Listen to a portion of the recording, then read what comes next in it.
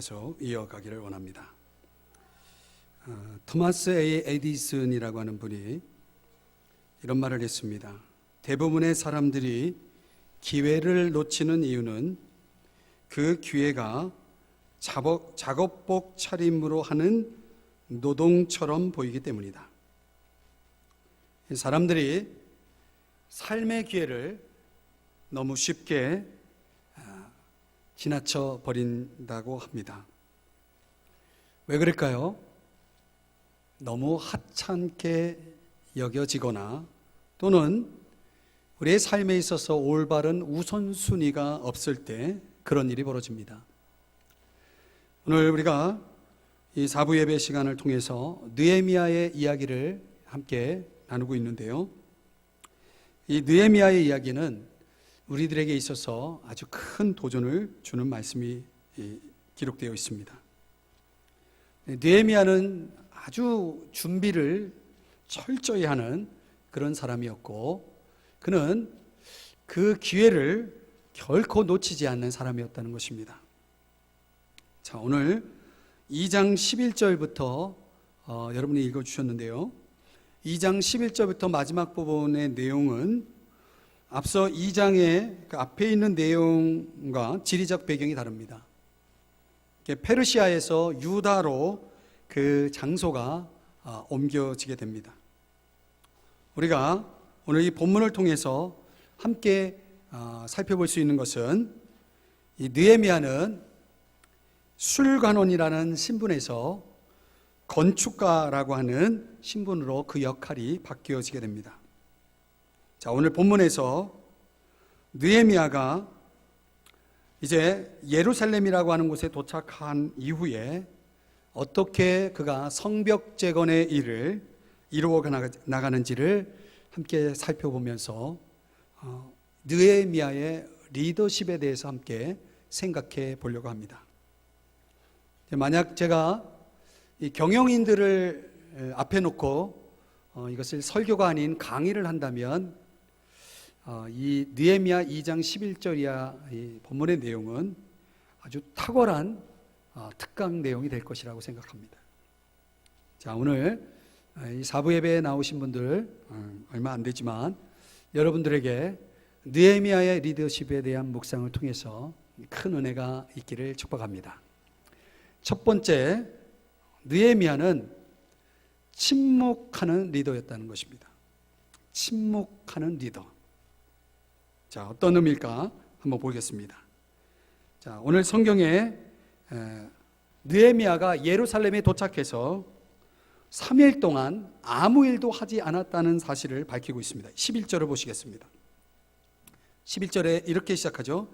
내가 예루살렘에 이르러 머무른 지 사흘 만에. 자, 2장 11절의 이 내용에 의하면 느헤미야가 예루살렘에 도착한 지 그냥 3일이 지나갔다라는 얘기겠죠. 그럼 3일 동안 무엇을 했는지에 대한 내용이 기록이 없습니다. 그렇다면 그냥 단순히 성경이 침묵하는 것일까? 아니면 느헤미야가 3일 동안은 아무 일도 하지 않았다는 의미일까? 후자일 가능성이 큽니다. 왜냐하면 이유가 2장 12절에서 그 힌트를 찾아볼 수가 있습니다. 우리 한번 12절을 보시겠습니다.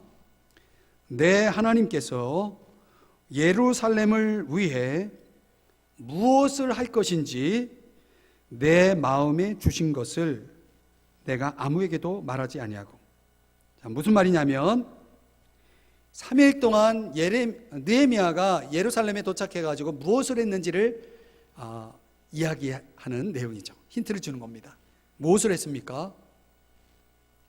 예루살렘에 도착한 직후 무엇인가 어떤 일들을 아주 신속하게 추진해 가기 전에 3일 동안 느헤미야는 하나님께서 이 예루살렘을 위해서 내가 무엇을 해야 할 것인지에 대해서 하나님의 말씀을 기다리고 있었다는 것입니다. 느헤미야는 하나님께서 그를 위해 마련해 놓으신 그 플랜을, 계획을 아직 몰랐기 때문에 어떻든 예루살렘에 왔다는 것 자체가 무엇을 하기 위해서 왔는데 그 무엇을 할 것인가를 누가 결정했냐면 느헤미야가 아니라 바로 하나님이 결정하셨다는 것입니다. 자, 여기에 아주 중요한 교훈이 있습니다. 느헤미야는 어떤 사람이냐면 어떤 일을 하기 전에 하나님의 말씀을 기다리는 사람이었다는 것입니다. 우리는 어떤 일을 할 때 느헤미야의 이 모범을 따를 필요가 있습니다. 그냥 성급하게 무엇을 하기보다는 먼저 하나님의 말씀의 영감을 받고자 했다는 사실을 우린 주목해 봐야 합니다. 하나님의 일을 하는 사람들에게 있어서 절대적으로 중요한 요소입니다. 무턱대고 내 생각을 가지고 하나님의 일을 하는 사람들도 많습니다. 이 마지막 날에 하나님의 심판이 있을 때 주의 이름으로 우리가 무엇을 했느냐라고 하는 것보다 더 중요한 것은 그것이 하나님의 뜻이냐가 더 중요한 것이에요. 그래서 하나님의 뜻대로 행하는 자라야 천국에 들어갈 것이다. 이 마태복음 7장에 보면 예수님의 산상수훈에서 그런 말씀을 주고 있습니다. 여러분, 무엇을 하는가 보다 더 중요한 것은 뭡니까? 이것이 과연 하나님의 뜻인가입니다. 우리는 살면서 이 중요한 물음을 놓칠 때가 많습니다. 그냥 열심히 살면 사람들이 박수를 쳐주고 열심히 하면 사람들이 인정해 줄지는 모르지만은 하나님이 보실 때 그 열심히 그 열정이 아니오시다가 되는 경우도 있다는 사실을 아셔야 됩니다. 중요한 것은 무엇이 아니라 어떻게입니다. 왜입니다. 하나님의 뜻대로 하나님의 방법으로 살아갈 줄 아는 사람들에게 꼭 있는 특징이 뭡니까? 하나님의 말씀에 귀를 기울이는 것입니다. 여러분은 여러분의 삶 속에 하나님의 말씀에 귀를 기울이는 시간이 있습니까? 만약 여러분의 삶 속에 이 중요한 요소가 빠져 있다면 여러분의 스피드는 지금 뭔가 문제가 있다는 것입니다.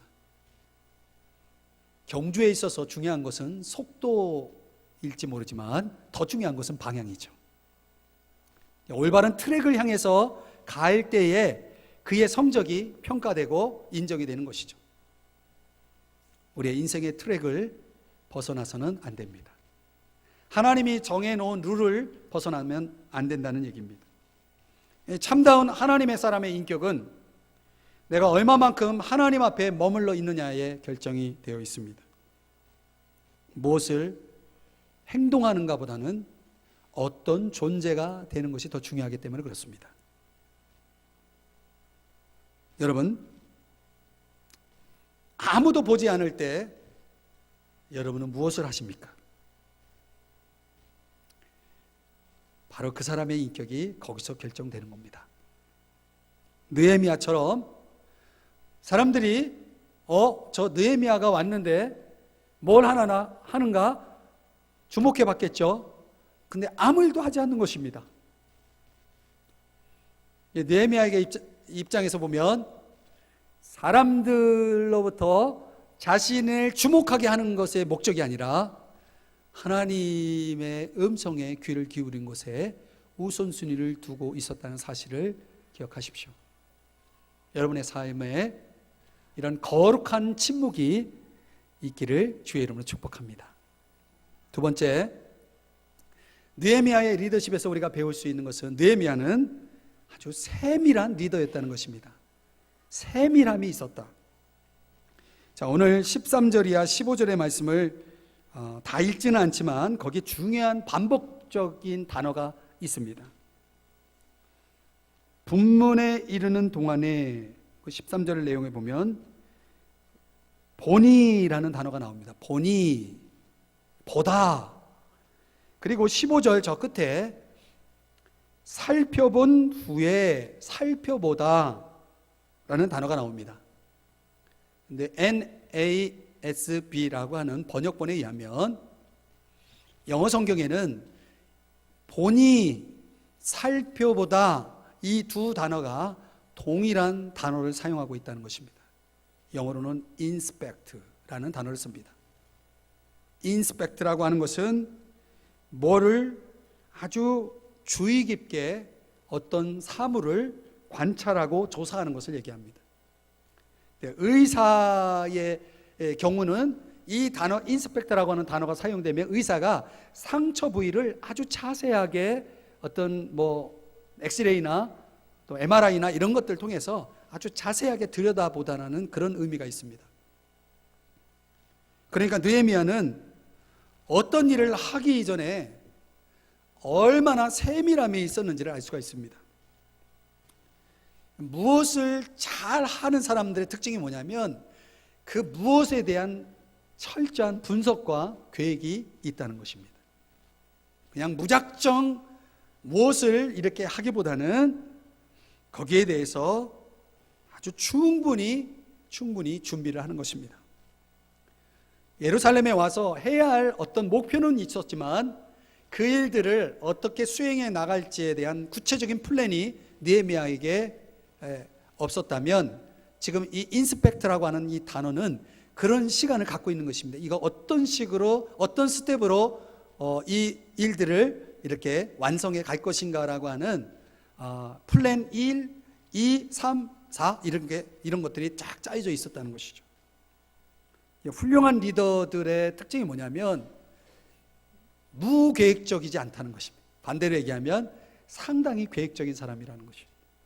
그러니까 우리가 하나님을 믿고 하나님을 의지하고 살아가는 것과 무계획적으로 살아가는 것은 완전히 다른 얘기입니다.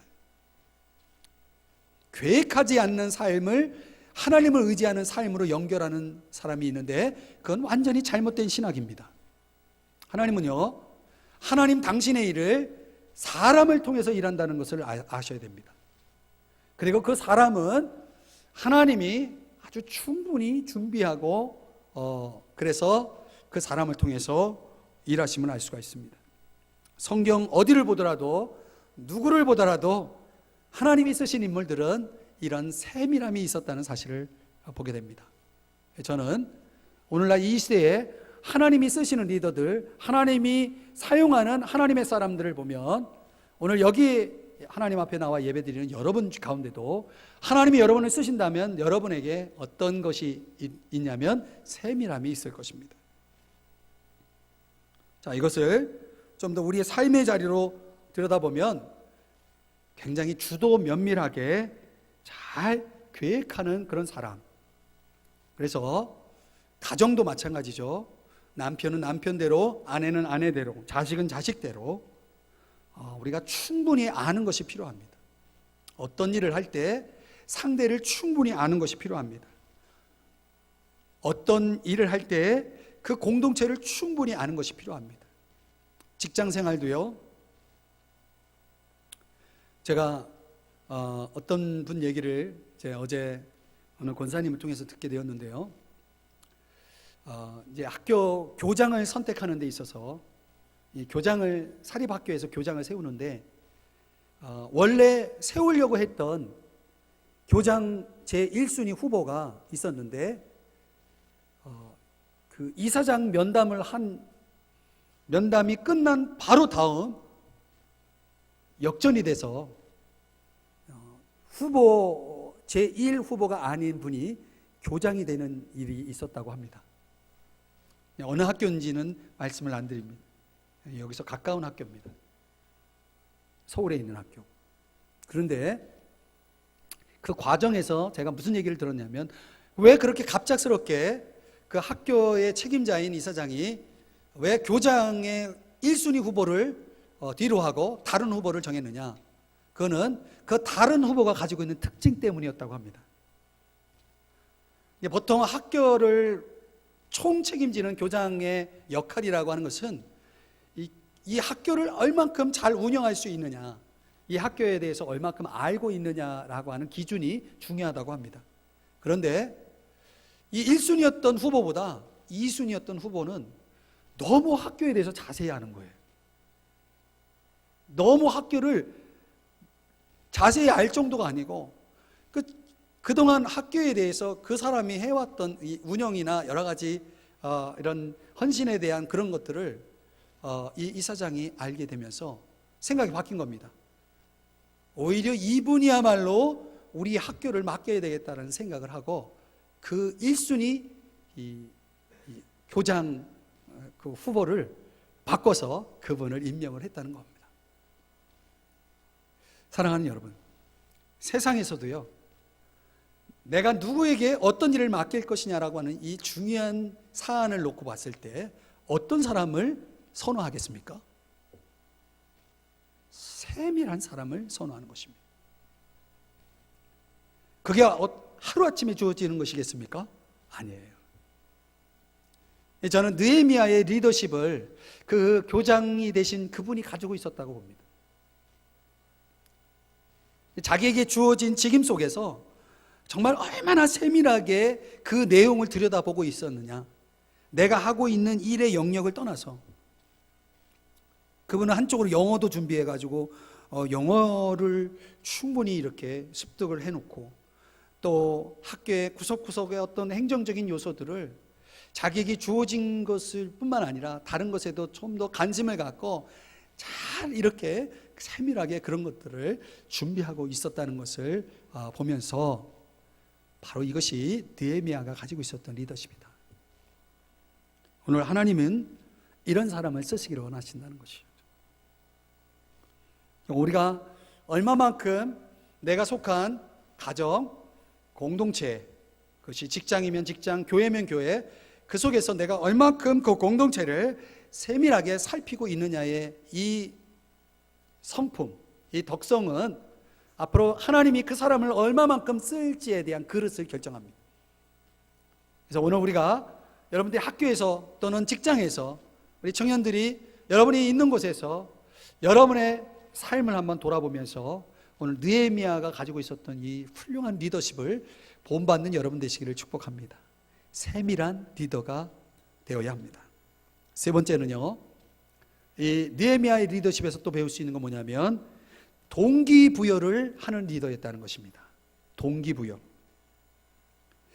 자, 느헤미야가 사람들에게 동기부여하는 방법이 무엇인가 봤더니 17절의 말씀을 보시면요, 17절의 내용을 우리말로 보면은 우리라고 하는 단어가 구체적으로 표현이 안 돼 있는 부분이 있습니다.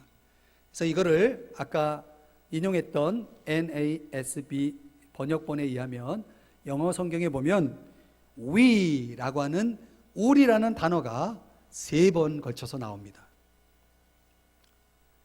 그래서 우리가 당한 공경은 너희가 보고 있는 바라 이렇게 표현하고 있고, 우리가 예루살렘 성을 건축하자, 우리가 더 이상 수치를 당하지 말자. 자, 느헤미야가 이 성벽 재건의 일을 수행하는 데 있어서 우리를 강조하고 있다는 것입니다. 이게 동기부여의 키워드입니다. 그러니까 느헤미야는 어떤 일을 할 때에 결코 자기를 제외시키지 않았다는 것입니다. 이 부모의 리더십이 문제가 될 때가 언제냐면 가서 공부해라 해놓고 부모가 자기는 TV를 보고 있는 것입니다. 전혀 동기부여가 안 되는 거죠. 공부해라 해놓고 옆에서 성경을 보고 있거나 책을 보거나 부모가 같은 어떤 그런 공감대를 형성해야 되는데 그렇지 않을 때 그 아이들이 부모의 리더십을 따라가기가 굉장히 어렵습니다. 느헤미야가 이 성벽을 재건하는 일을 수행함에 있어서 자신을 포함시키고 있었고 백성들과 일체감을 갖고 있었다는 것입니다. 그래서 리더십은 지시에 의해서 이루어지는 것이 아니고 모범에 의해서 이루어진다라고 하는 것입니다. 아빠 엄마의 리더십이 잘 발휘되는 가정은 분명히 그런 강점이 있죠. 모범이라는 강점이 있습니다. 이게 모범의 원리를 따라서 정말 솔선수범하고 책임감을 갖고 있는 모습들, 아이들에게 기도하라 말하지 않고 기도하는 부모의 모습을 보여주는 것. 다른 사람을 잘 섬기라라고 말하지 않고 다른 사람을 잘 섬기는 모범을 보여주고 있는 그런 부모, 그런 직장 상사, 그런 공동체의 리더가 바로 동기부여자라는 것입니다.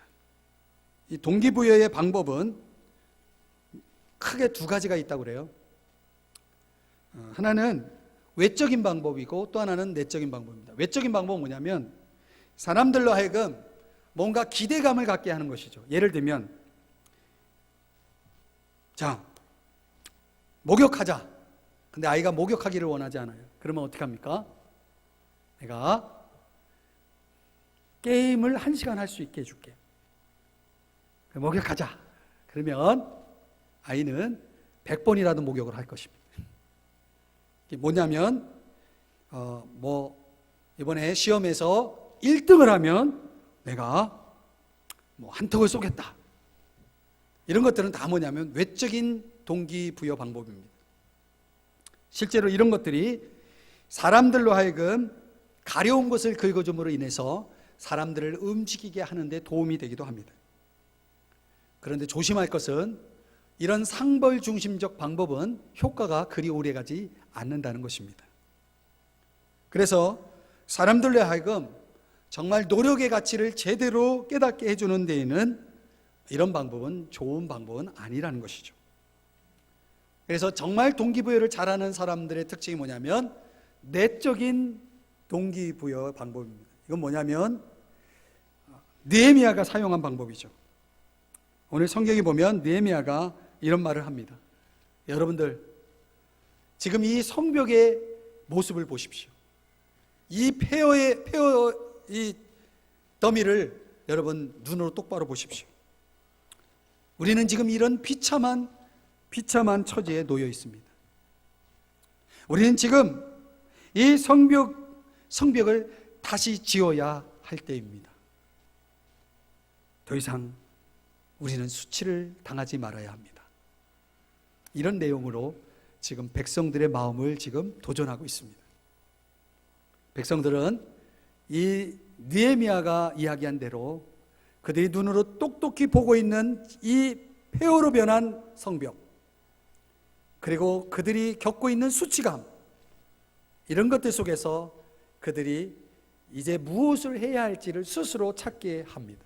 그래서 그 안에서 그들로 하여금 일어나게 하죠. 그래서 성벽을 재건하는 일에 동참하게 합니다. 이 내면의 깊은 것을 긁어줄 줄 아는 이런 느헤미야의 탁월한 리더십을 볼 수가 있습니다. 그래서 오늘 우리가 너가 이렇게 공부를 열심히 하면 뭐를 사주겠다, 뭐를 해주겠다라고 하는 그런 차원이 아니고 너가 왜 공부를 해야 하는지, 공부를 했을 때 그 공부가 너에게 어떤 결과를 가져올 것인지 충분히 그 아이들의 가슴 속에 있는 열정과 잠재력, 그 내면에 깊이 자리 잡고 있는 가려운 것을 긁어줄 수 있어서 그런 열정을 끌어낼 수 있는 그런 리더십을 발휘하는 부모들, 아주 탁월한 부모님들이죠. 오늘 우리들에게는, 우리가 속한 그 공동체 속에는 이런 리더십이 절대적으로 필요한 시대입니다.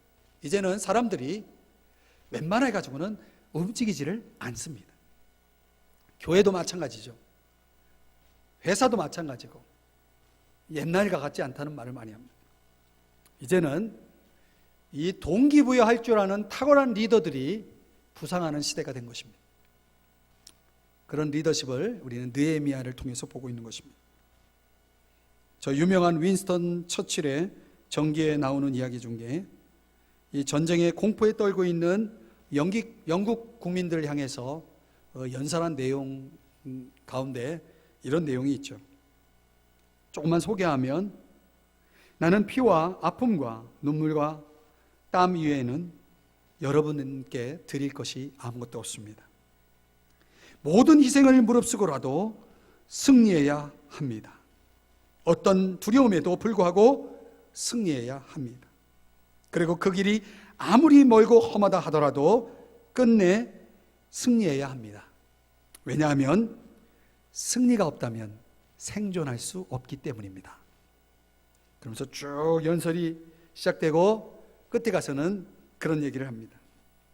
우리는 어떤 대가를 치르더라도 우리의 섬들을 지킬 것입니다. 우리는 결코 항복하지 않을 것입니다. 그래서 그 유명한 Never Give In 이라는 이 유명한 연설을 하게 되는 거죠. 사랑하는 여러분, 이 결코 항복할 수 없다라고 하는 그 당위성, 그 필요성, 이거를 영국 국민들에게 호소했던 윈스턴 처칠의 그 뛰어난 연설 하나가 영국 국민들의 마음을 하나로 묶었고 마침내 그들은 그의 연설의 내용대로 승리할 수 있었다. 이건 누구나 다 아는, 우리 잘 알고 있는 내용입니다. 느헤미야가 바로 그러한 내적인 동기부여를 통해서 그는 지금 그런 위대한 작업을 지금 하고 있는 것을 보게 됩니다. 18절에 보면 결정적으로 세상이 본받을 수 없는 내적 동기부여의 아주 중요한 핵심을 18절에서 가르쳐 줍니다. 한번 보시겠습니다. 18절.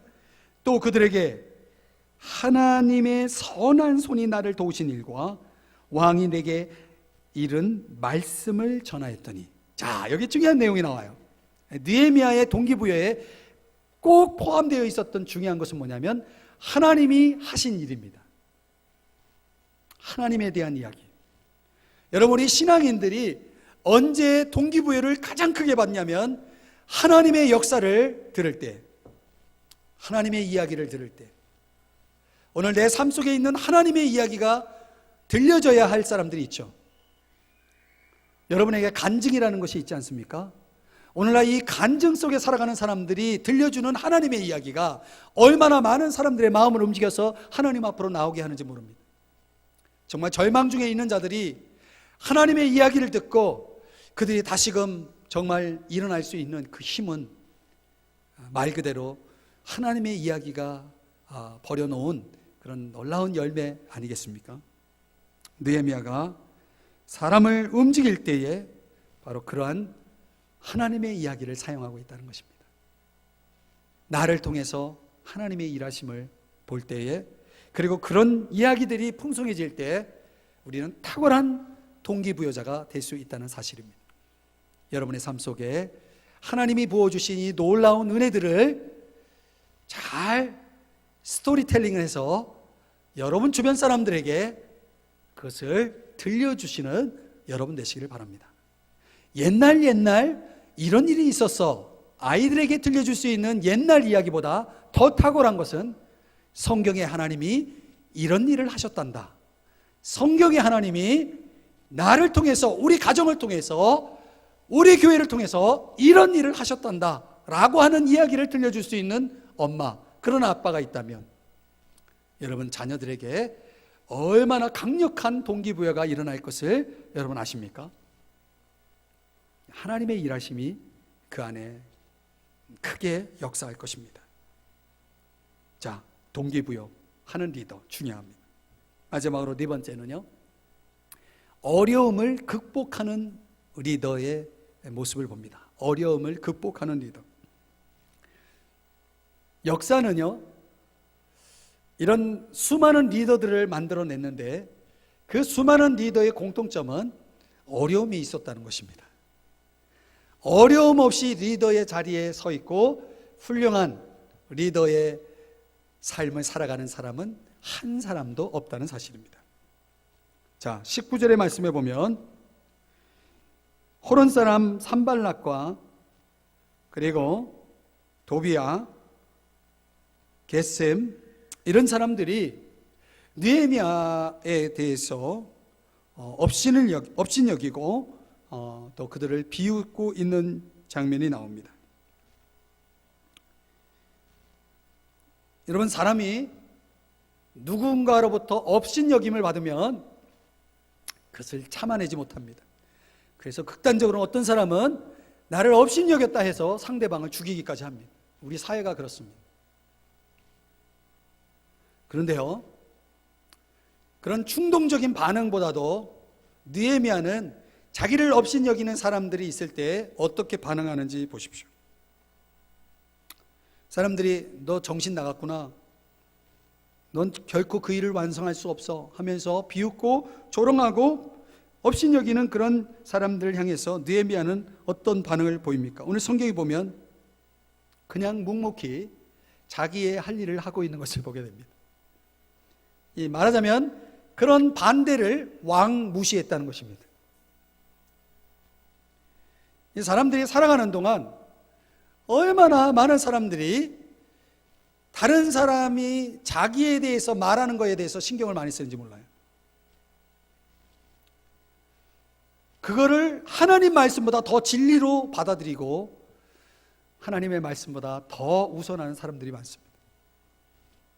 그래서 하나님이 너는 거룩한 자녀야, 너는 하나님의 걸작품이야 라고 말해도 너는 바보야, 너는 멍청이야 라고 말하는 사람들의 소리에 더 자기를 거기에 대입을 시킬 때가 많이 있습니다. 그럼 중요한 것은 뭐냐면요, 하나님의 사람들은요, 다른 사람들의 말을 결코 무시하거나 그것을 그냥 무작정 거절하지는 않는다는 것이고, 다만 그들의 말이 하나님의 뜻과 맞는다면 기꺼이 다른 사람들의 충고나 권면을 쾌히 수용할 수 있는 그런 여유를 가지고 있는 리더입니다. 그러나 하나님의 뜻이 아니라면 사람들이 뭐라고 얘기해도 그 하나님의 뜻을 일관되게 밀고 나갈 수 있는 추진력이 있는 사람이라는 것이죠. 그래서 관계 속에서 사람들이 나를 어떻게 평가하느냐라고 하는 이런 문제를 두 가지 차원에서 보는 거죠. 그것이 진리인가, 그리고 그것은 하나님의 뜻인가 라고 하는 이 두 가지 차원에서 그것을 평가하고 분별해서 받아들일 건 받아들이고 수용할 뿐만 아니라 어떤 것은 하나님의 뜻대로 자기 일들을 계속 추진해 나가는 그런 사람이 되어지는 것입니다. 이런 삶을 위해서 우리에게 필요한 것은 계속해서 하나님을 주목하는 일입니다. 하나님을 바라보십니까? 우리 인생 속에 하나님을 향한 우리의 시선이 픽스가 되어 있지 않으면 우리의 이 망원경이 계속 그 주목할 것을 주목하지 못하고 다른 것을 보고 있다면 우리의 삶에는 많은 혼돈이 있게 될 것입니다. 많은 실망도 있을 것이고 교만도 있을 것이고 열등감도 있을 것입니다. 안정감도 잃어버릴 거예요. 정말 들쭉날쭉한 사람이 되고 말 것입니다. 성경의 인물들 속에서 보면은 하나님을 아주 일관되게 바라보며 살아가는 리더들, 그런 사람들, 그들의 삶이 얼마나 견고했는가를 성경 우리에게 보여주고 있습니다. 이야기 하나 하고 말씀을 정리해 봅니다. 대공황 시절에 아주 오래전이죠. 그 아일랜드 정부의 그 도로 건설 사업으로 저 시골 농부, 아일랜드 농부들에게 일감이 주어지는 그런 일이 있었다고 합니다. 그와 관련된 이야기입니다. 이 사람들이 농부들에게 정부가 일을 주니까 이 농부들이 너무 신이 나가지고 너무 기뻐서, 왜냐하면 우리가 정부를 위해서 뭔가 일을 하고 있다라고 하는 그런 자부심이 생겨서 아주 열심히 일을 했다고 합니다. 그 일을 하면서 얼마나 기뻤는지 노래를 부르면서 일을 했다고 합니다. 그런데 그 기쁨과 그 노래가 얼마 가지 않았다는 거 그래요. 왜냐하면 자기들을 고용하고 또 국가를 위해서 공헌하고 있다라고 하는 그런 의미를, 그런 인식을 가지고 열심히 기쁘게 노래하면서 일을 해왔던 그들에게 어떤 뉴스가 들어가냐면 정부가 그 농부들에게, 국민들에게 그들을 먹여 살리고 있다라고 하는 구실을 주기 위해서 일거리를 주었을 뿐이지 도로 건설이라고 하는 이 명분이 실제로 도로가 필요해서 도로 건설을 하는 게 아니라는 사실이 알려지게 됩니다. 열심히 정부를 위해서 일한다고 했는데 그거는 정부가 말하자면 그 전시행정이죠.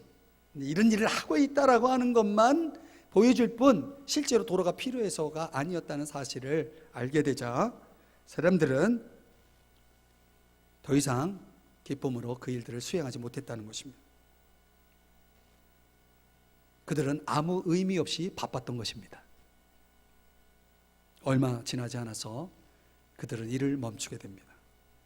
그래서 이 사건이 이 아일랜드 소설가인 조지 무어라고 하는 사람에 의해서 이렇게 해석이 됩니다. 이런 결론을 내립니다. 어디로도 연결되지 않는 길은 낼 수 없다. 만들어질 수 없다. 어디에도 연결되지 않는 길은 만들어질 수 없다. 여러분, 오늘날 얼마나 많은 사람들이 이 아무데도 소용없는 길을 만드느라고 애쓰는지 모릅니다. 오전에 이 고린도전서 7장의 말씀을 통해서 여러분들과 나누었던 세상에 대한 이 세계관에 대한 말씀과 그 맥을 같이 합니다. 의미 없는 길을 위해서 평생을 바쁘게 살았다면 그것처럼 허무한 것이 없습니다. 그 기쁨이, 그 노래가 무슨 의미가 있겠습니까? 느헤미야는요, 그런 목적 없는 인생을 살지 않았습니다. 하나님의 그 비전 아래서 그에게 준 삶의 목적이 분명했고, 그는 하나님의 뜻을 이루기 위한 작업을 진행해 나갑니다. 사람들에게 외칩니다. 자, 와서 성벽을 재건합시다. 더 이상 우리는 수치 가운데 살아서는 안 됩니다. 이런 외침 속에서 이방인의 지배에 위축되어서 아무 일도 하지 않고 있었던 무기력한 백성들의 가슴을 뜨겁게 만들었고 그들을 움직이기 시작합니다. 마침내 우리가 다음 주에 살펴보겠지만 성벽의 일들이 놀랍게 재건이 되어지는 것을 보게 됩니다. 우리가 할 일이 바로 이것입니다. 잠자는 거인들이 많다는 얘기를 합니다. 이 사람들이 삶의 의미를 찾지 못해서, 삶의 분명한 목표를 발견하지 못해서 아무 소용도 없는 길을 만들고 있는 그런 무의미하고 무기력한 삶을 살아가는 사람들이 너무나 많다는 것입니다. 그래서 오늘 이 시대에는 느헤미야와 같은 리더십을 가진 사람들이 필요하다는 것입니다. 이 느헤미야와 같은 리더십을 가지고 이 세상을 변화시켜 나가는, 이 세상 사람들을 일깨워 깨우는 그런 리더들이 우리 시대에는 너무나 필요하다는 것입니다. 누가 제2의 느헤미야가 될 것인가? 누가 그런 리더십을 발휘하는 주인공이 될 것인가? 오늘 이 말씀을 함께 묵상하고 있는 저와 여러분에게 던져지는 질문인 것입니다. 기도하시겠습니다.